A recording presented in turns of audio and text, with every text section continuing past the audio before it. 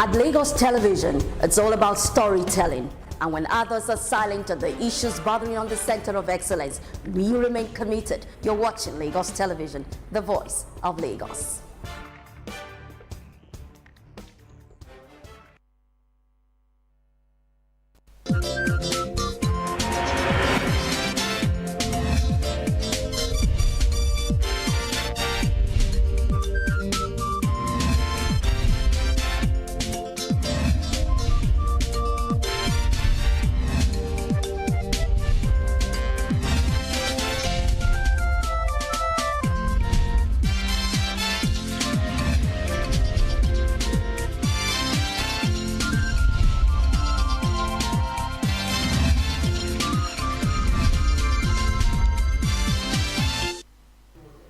We are glad to have you join us on the news at 2 on Lagos Television. I am Aminat Elegushi. A two-story building has reportedly collapsed at Amusu Street in the Orile Igomo area of Lagos State. The Director of Operations, Lagos State Emergency Management Agency, Akisoya Olatunde, who confirmed the incident, says no casualty was recorded. Akisoya added that the area has been cordoned off and emergency responders are at the scene to prevent a secondary incident. Sari Igomo at Igomo in Lagos State. And of course, immediately we received the distress call. The Lagos State Emergency Management Agency deployed all of the emergency services. So we moved in straight to the scene of incident. And by the effort of LASEMA and all the stakeholders, no life was lost. And of course, those that were very near miss were really averted. It is in view of this that we establish an holistic assessment as to to state exactly what is the cause of the incident. Emphatically, I want to state that no life was lost. Demolition of the self-collapsed building and clearing of the rubble is ongoing by the Lagos State Building Control Agency, LAPSCA. The Senate has announced its decision to issue a warrant of arrest for the Nigerian National Petroleum Corporation Limited and 6 other agencies for their incessant refusal to honor lawmakers' summonses.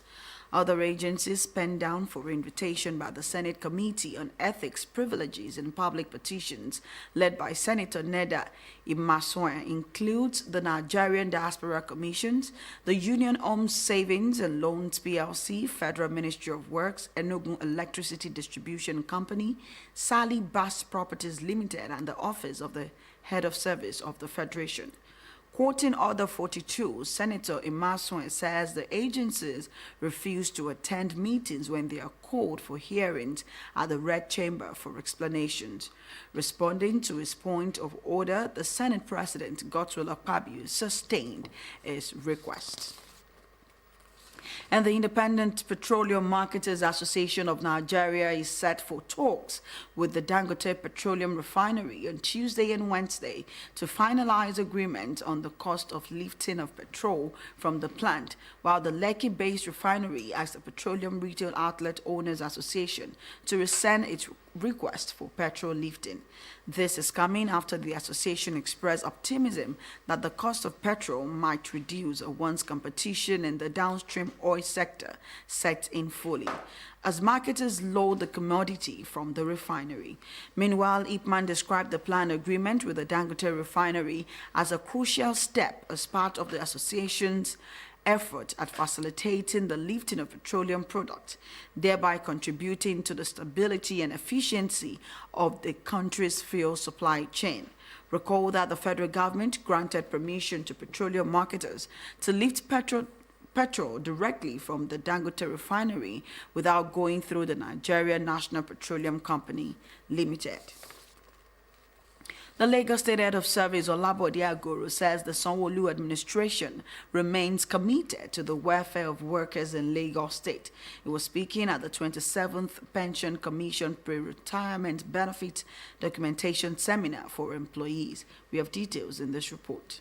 Speaking at the seminar, the Lagos State Head of Service, Olabode Aguru, congratulated employees for reaching significant milestones in their careers, recognizing their dedication, hard work, and invaluable contributions towards the overall achievement in the Lagos State Public Service. He acknowledged selfless service, sacrifices, and commitment of employees whose expertise, experience, and institutional knowledge have shaped the Lagos State Public Service as the best in the whole of Nigeria. The Lagos Head of Service reassures employees of the present administration's commitment to welfare and well-being of retirees and those in active service. The governor of Lagos State places huge premium on your welfare and well-being, the same as those in active service. We will interest you to note that this Babangida Regional Administration has paid 60.4 billion for pension. If you have used it for something else, but he used it to clear all the pension backlog of more than 20,000 retirees. The seminar, which featured sessions had pension fund administrators and annuity service providers, shed more light on simplifying the processes of remitting retirement benefits without delay, while experts shared valuable knowledge on estate planning, managing finances in retirement, healthy living in retirement, to empower employees as they prepare to step into a new chapter in their lives. You need at least 80,000 a month when you retire to still be living that type of life that you're living while you're working. So do the mathematics based on your own salary. The older we get, the more we need medical attention. Believe me, you have lived a regimented life. You have never lived your life the way you want it. Am I right or wrong? So now you have time to live your life the way you want it, and let nobody take it away from you. Having gathered insights and guidance on critical aspects of the retirement process, including financial planning, healthcare, and more, employees commended LASPEC for the opportunity to engage directly with experts and professionals. I really appreciate the Lagos State government for what they have done so far. Even pertaining to the LASPEC, the training we received is highly commendable. For me personally, there are many things that I even don't know about it and which I have achieved today. So I thank God for it, because I heard from some of my colleagues that they have been coming for this program. But me to have come for today first time, I really appreciate it. 27th Pre-Retirement Benefit Documentation Seminar was for employees who are due to retire from the Lagos State Public Service from January 1 to June 30, 2025. Nigeria Football Federation has confirmed arrangements to fly the Super Eagles back to Nigeria after they were stranded for more than 12 hours at the Abrak airport in Libya ahead of their scheduled 2025 Africa Cup of Nations qualifier against Libya. The NFF revealed that the Super Eagles flight was unexpectedly diverted to Abrak Airport, which is primarily used for Hajj operations, instead of Benghazi, their original destination. The diversion left the Nigerian delegation stranded with no proper arrangement for transportation or accommodation. The NFF further expressed concern over the lack of reception or assistance from the Libyan Football Federation, which left the team exhausted and frustrated. The situation worsened as no hotels near the airport were willing to accommodate the Nigerian contingent, reportedly acting on instructions. The NFF was ready to book hotel rooms for players and officials close to the said airport, but they were told by all hotels approached that they have been instructed not to welcome Nigerians. As a result of the conditions, the Super Eagles players have refused to continue with the match, and the NFF is now working to fly the team back to the country. The Super Eagles were set to play the second leg of their AFCON qualifier after securing a 1-0 victory over Libya in the first leg at the Godswill Akpabio Stadium in Uyo.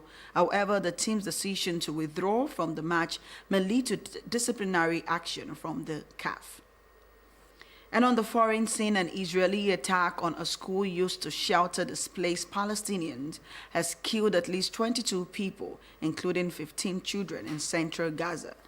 Gaza's Hamas-run civil defense agency reports that the site in Nuseirat was struck by a volley of artillery on Sunday, killing entire families and wounding dozens of people. The Israel Defense Forces says it is looking into the matter. Earlier, 5 children were reportedly killed by a drone strike while playing on a street corner in the northern Gaza. And that's the news at this hour. For more stories, connect with Lagos Television on the social media platforms.